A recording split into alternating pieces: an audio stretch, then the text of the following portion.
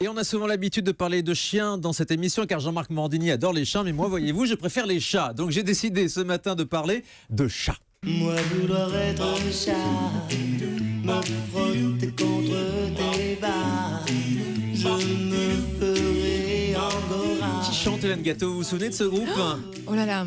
Non, je me Pogo, voilà, bien vu, oui, Julie, exactement. ouais. Le groupe Pogo, c'était ouais. les années 80, 90, C'était me les années semble-t-il. oui, 80, 50, oui. peut-être bien. Ouais. Alors on a décidé de s'intéresser effectivement aux chats ce matin, car si vous souhaitez acquérir un petit chaton ou un petit chat, est-ce qu'il faut choisir, Hélène Gâteau, un chat plutôt de race ou un chat de gouttière? On va voir ça avec vous. D'abord, on peut faire peut-être un tour d'horizon sur les races préférées des Français chez les chats. Oui, alors déjà, Thomas, sachez que vous êtes majoritaire aujourd'hui, car les Français préfèrent maintenant les chats aux chiens. Ah bah je suis ravi de le savoir. 11 millions de chats en France contre 7 millions de chiens Ouais, en bah France. c'est moins contraignant aussi. C'est moins contraignant, effectivement, plus autonome, plus indépendant. Ce goût de liberté, peut-être que ça... C'est plus petit aussi. Que ça transmet. C'est plus petit, effectivement.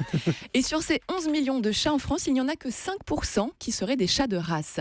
Alors justement, le livre officiel des origines félines a établi un classement au dernier recensement des pédigrés enregistrés. Première race représentée en France, c'est le Maine Coon. Vous savez, c'est un quoi gros chat qui vient des États-Unis, du Maine, du territoire du Maine, de l'État du Maine. Et Coon, c'est une contraction de raccoon, qui veut dire raton laveur en anglais, parce qu'en fait, on dit dans la légende que c'est un chat qui a été croisé avec un raton laveur et qui explique sa grande taille. Donc, c'est un chat, lui, extrêmement indépendant. Ensuite, on a en 2 le sacré de Birmanie, un très joli chat, je ne sais pas si vous en avez déjà vu, avec généralement des beaux yeux bleus. En 3, le persan. En 4, on a le Bengale, qui est un croisement entre un chat domestique et puis un félin du Bengale. Et en 5, le chartreux. Voilà à peu près c'est magnifique. le top 5 des races préférées Il est comment des le chartreux Français. déjà? Il est bleu, sa robe est gris-bleu, voilà, vous c'est voyez. ça. Oui. Ouais. C'est une race française, Je suis dit-on. en train de vous chercher des images, Julie, sur Internet. Vous voyez, c'est les il chats est avec beau. un très Avec- très joli pelage. Voilà, et puis une tête bien Hein ronde Ouais, aussi, ouais, généralement. Ouais. Alors, est-ce qu'il faut mieux s'orienter vers un chat de race au moment de choisir un chat ou pas, Hélène? Mais en fait, je pense que c'est vraiment une question d'affinité personnelle. C'est très subjectif. Généralement, les gens qui veulent un chat de race, ce sont les gens qui sont tombés amoureux véritablement d'une race, Oui. qui ont un physique en tête, qui veulent un chat qui ressemble exactement, voilà, à un profil particulier. Je crois, Sabrina, d'ailleurs, que c'est votre cas. Vous avez un chat de race. C'est quoi votre chat, Sabrina? Moi, c'est un British Short Hair. C'est des chats qui ont la tête très ronde, voilà, Ouais. et des yeux de hibou.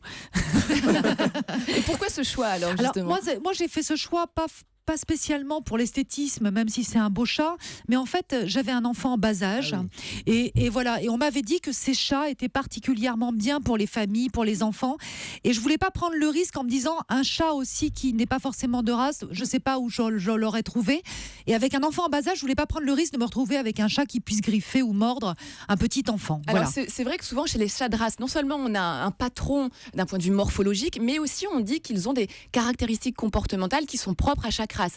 Même s'il y a quand même une plasticité individuelle qui peut expliquer, en fonction de l'éducation, en fonction de l'élevage, en fonction du caractère propre au chat, on a quand même des différences individuelles. Et heureusement qu'un siamois ne ressemble pas à tous les siamois et que ce sont des copies conformes d'un point de vue caractère. Alors, est-ce que tous ces critères pour le chat de gouttière, est-ce qu'ils sont moins vrais?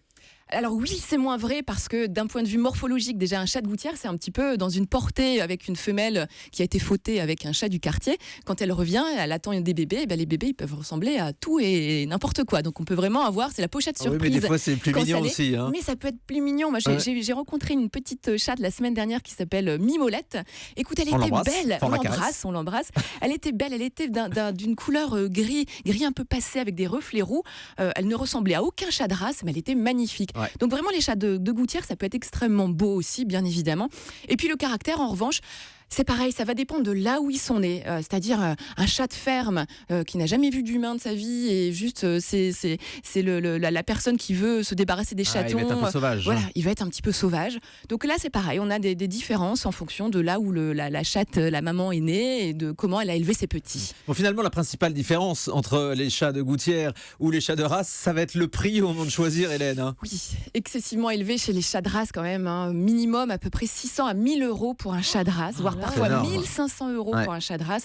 Alors, faut vouloir mettre quand même ce prix-là quand on sait que généralement on peut les adopter gratuitement, qu'ils sont très nombreux dans les refuges à attendre des foyers.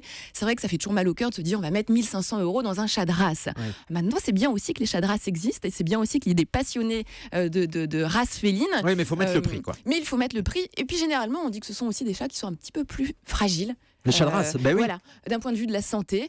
Pourquoi ? Parce que forcément, quand on veut des chats de race, on veut des lignées bien précises. Il y a parfois des risques de consanguinité. Donc, on peut avoir des maladies spécifiques à certaines races, même si les éleveurs font un gros travail de dépistage pour éviter les maladies héréditaires. Oui, et a priori, donc un chat de gouttière va être plus résistant. Alors oui, c'est ce qu'on dit, que les chats de gouttière vont être plus résistants, plus robustes, plus débrouillards, voilà, un peu plus... moins chat de salon, moins chat de canapé.